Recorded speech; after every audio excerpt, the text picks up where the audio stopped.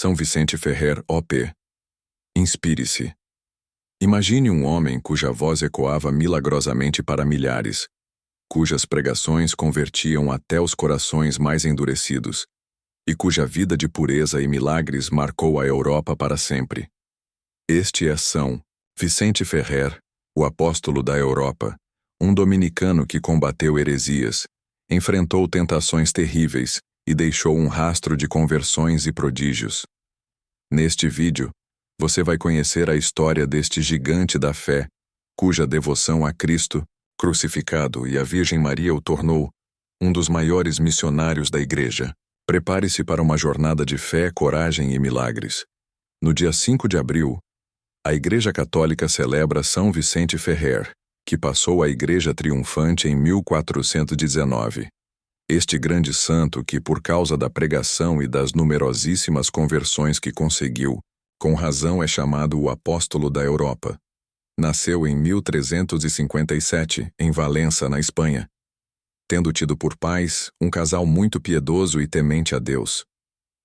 De uma inteligência rara, já em menino se distinguia favoravelmente dos companheiros.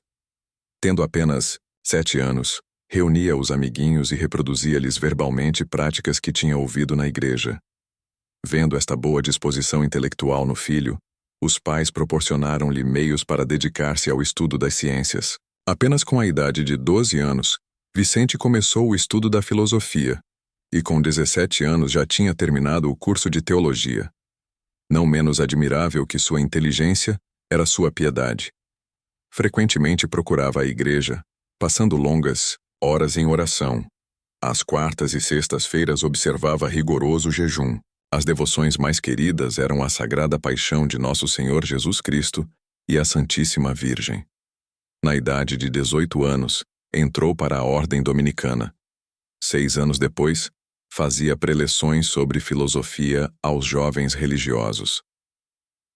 Mandado pelos superiores às universidades de Barcelona e Lérida, com o fim de completar os estudos teológicos, tão brilhante curso fez que, tendo apenas 28 anos, lhe foi conferido o título de doutor, e nesta qualidade, começou a lecionar as matérias teológicas em Valença.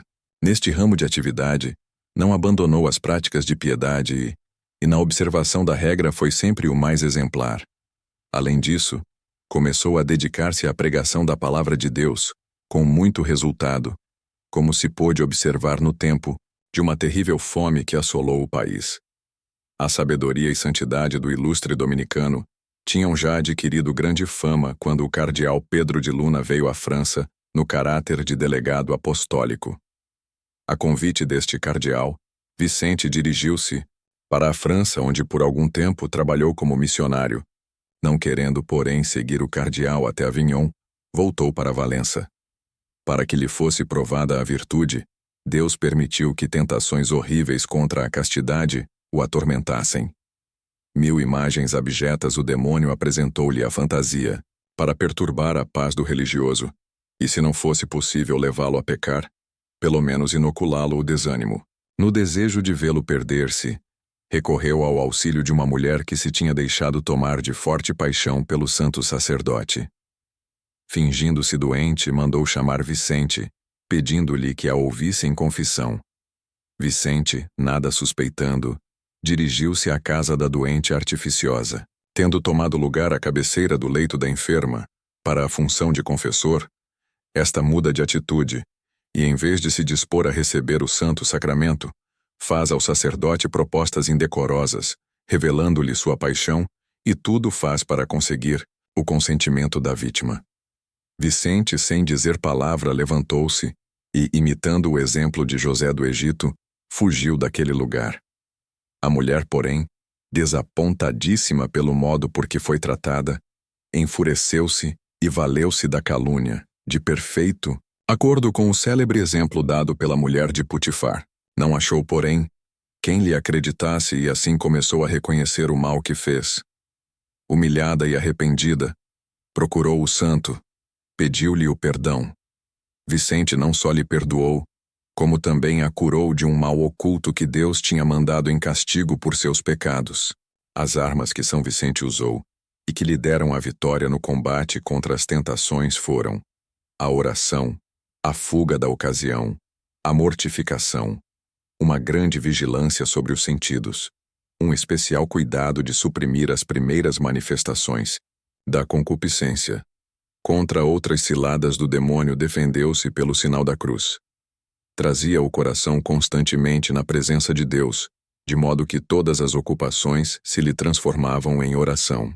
Esta prática recomendava aos outros muito particularmente: se quiseres tirar muito fruto do estudo, cuida que seja a piedade companheira inseparável dos teus trabalhos intelectuais e formula a intenção de santificar tua alma por meio da ciência.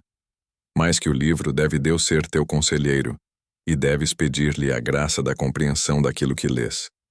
O estudo fatiga o espírito e seca o coração. Aviva ambos aos pés de Jesus crucificado. Uns momentos de repouso nas santas chagas renovam as forças e dão luz. Interrompe de quando em quando teu trabalho pelas jaculatórias. Teu trabalho principie e termine pela oração. Uma parte dos cardeais deu voto ao cardeal Pedro de Luna, o qual, como antipapa e com o nome de Bento XIII, fixou residência em Avignon. Para lá chamou Vicente, ao qual confiou a mordomia do palácio. Vicente tudo fez para que se findasse o triste cisma que dividia a família de Jesus Cristo na terra. A todas as instâncias o antipapa respondeu com evasivas. Vicente procurou então se ocupar fora do palácio, pregando missões por toda a parte, recusou as dignidades hierárquicas que repetidamente lhe foram oferecidas, e afinal, conseguiu, de Bento XIII, licença para estender as missões pela França toda, ao Piemonte, Saboia, Alemanha e Lorena. Em 1405, recebeu de Bento XIII um convite para Gênova. Assim teve ocasião de santificar, com as missões, as regiões vizinhas. Mais uma vez percorreu toda a França.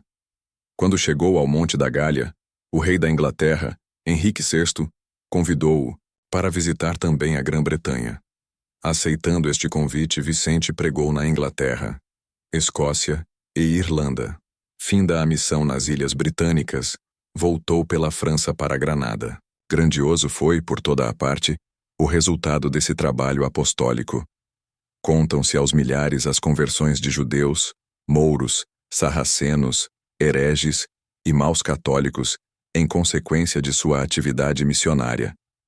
Essas missões foram grandemente glorificadas pela santidade de vida, pelo dom da profecia e pelos numerosos milagres que Deus se dignou operar por intermédio do grande missionário. Fazendo a pregação ao ar livre, diante de um auditório que ascendia a milhares, deu-se o fato de as pessoas mais afastadas terem-lhe ouvido a voz com a mesma nitidez que os que se achavam ao pé do púlpito. Na diocese de Viesque, renovou-se o milagre da multiplicação dos pães. Em Salamanca, na presença de muito povo, a palavra do missionário chamou um como morto à vida. Na mesma cidade, também em Toledo, converteram-se tantos judeus que as sinagogas passaram a ser igrejas católicas. No meio de todos estes trabalhos, Vicente conservou a austeridade de vida que sempre o caracterizou. Religioso exemplar, observava fielmente os votos da pobreza e da obediência. Observando o jejum todos os dias, nas quartas-feiras e nos sábados tomava só pão e água. Tinha por leito um colchão de palha e todas as noites flagelava o corpo. A preparação para as práticas era feita ao pé do crucifixo. Terminada a pregação, ia ao confessionário, onde grande número de pecadores encontrou a paz e o perdão. Pelo fim da vida, levava consigo 5 religiosos da ordem, em companhia dos quais percorreu toda a Bretanha francesa, semeando a palavra e doutrina de Jesus Cristo. A morte colheu-o no meio do trabalho. Vicente morreu ao 5 de abril de 1419, em Vannes, tendo alcançado a idade de 62 anos. Muitos milagres glorificaram-lhe a morte. A bula da canonização conta mais de 400 curas que se realizaram por sua intercessão.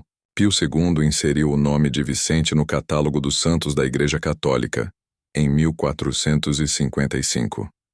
Reflexões. Há tentações contra a pureza que não podem ser vencidas a não ser pela fuga. levamos o nosso tesouro em vasos quebradiços, diz a Sagrada Escritura, 2 Coríntios 4:7. Vidros de fina composição só com grande cautela podem ser levados juntos de uma vez. Frutas delicadas estragam-se, ficando em contato umas com as outras. A pureza do coração é coisa tão delicada que só com grande cuidado pode ser conservada. Para não perder este precioso tesouro, é preciso que fujamos de todas as ocasiões que fazem a virtude da pureza perigar. É preciso que castiguemos o nosso corpo, não lhe concedendo a liberdade que exige pela natural inclinação.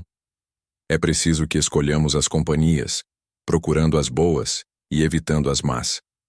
É preciso que tenhamos diante do nosso espírito a imagem de Jesus Cristo crucificado, que o recebamos frequentemente vezes na Santa Comunhão, cultivando em nosso coração aquela virtude que do apóstolo São João fez o discípulo predileto de nosso Senhor.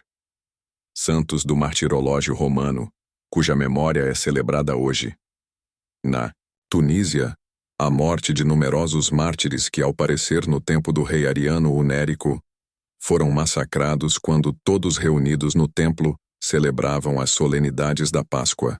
No mesmo dia, o mártir Zeno, que sofreu horrível morte pelo fogo São Vicente Ferrer, rogai por nós. Oremos. Ó Deus, que destes a São Vicente Ferrer a graça de anunciar o Evangelho com zelo ardente e poder milagroso, concedei-nos, por sua intercessão, a firmeza na fé e o amor à santidade. Por Cristo nosso Senhor. Amém. Oração inspirada na espiritualidade dominicana e no seu legado missionário. Gostou deste conteúdo? Não se esqueça de curtir, comentar e compartilhar com seus amigos e familiares. Sua interação é muito importante. E se você ainda não é inscrito, aproveite para se inscrever no canal e acompanhar mais histórias inspiradoras e conteúdos edificantes. Copie o link na descrição e envie para os seus contatos para que o conteúdo chegue ao maior número de pessoas.